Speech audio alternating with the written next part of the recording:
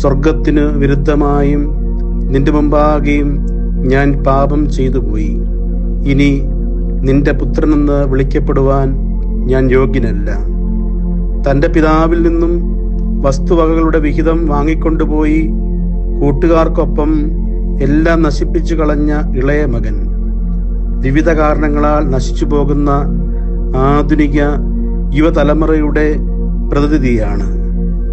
സമൂഹത്തെ ദുർബലമാക്കുകയും കുടുംബങ്ങളെ ശിഥിലമാക്കുകയും വ്യക്തികളെ നശിപ്പിക്കുകയും ചെയ്യുന്ന ലഹരിയുടെ ശക്തി ദിവസം ചെല്ലുന്തോറും വർദ്ധിച്ചു വരികയാണ്.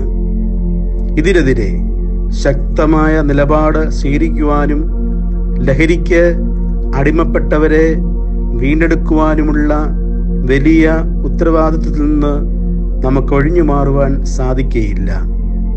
ലഹരി ആസക്തിയും ഭോഗാസക്തിയും ധനാസക്തിയും സമൂഹത്തെ നശിപ്പിച്ചുകൊണ്ടിരിക്കുന്ന ഈ കാലയളവിൽ നഷ്ടപ്പെട്ട മകന്റെ വരവിനായി കാത്തിരിക്കുന്ന പിതാവിന്റെ ചിത്രം പ്രത്യാശാജനകമാണ്. എല്ലാം നഷ്ടപ്പെട്ട യൗവനക്കാരന് ദൈവം സുബോധം നൽകി. തൻ്റെ അപ്പന്റെ വീട്ടിലെ സന്തോഷവും സമൃദ്ധിയും വീണ്ടും അവന്റെ സ്മൃതിയിൽ എത്തിച്ചത് ദൈവമാണ്. സുബോധം വന്നപ്പോൾ അവൻ സ്വന്തം ഭവനത്തിലേക്ക് തിരിച്ചുപോയി. ദൈവം നൽകുന്ന ഉൾക്കാഴ്ചകൾ പ്രയോജനപ്പെടുത്തുമ്പോഴാണ് വിടുതൽ ഉണ്ടാകുന്നത്.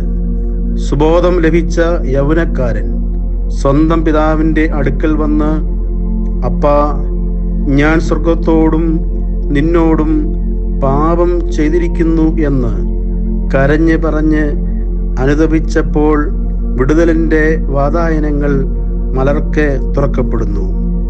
ഇന്ന് ലഹരിക്ക് അടിമപ്പെട്ടു പോകുന്നവർക്കും മറ്റ് കാരണങ്ങളാൽ നശിച്ചു പോകുന്നവർക്കും സുബോധം നൽകണമേ, ഉൾക്കാഴ്ച നൽകണമേ എന്ന് നമുക്ക് ദൈവത്തോട് പ്രാർത്ഥിക്കാം.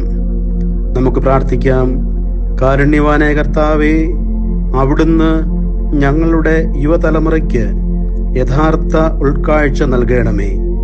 പാപത്തെക്കുറിച്ച് ഓർത്ത് പശ്ചാത്തപിച്ച് അവിടുത്തെ സന്നിധിയിലേക്ക് തിരിച്ചു വരുവാൻ ലഹരിക്ക് അടിമപ്പെട്ടു പോയ യുവസമൂഹത്തെ സഹായിക്കണമേ. ആമീൻ.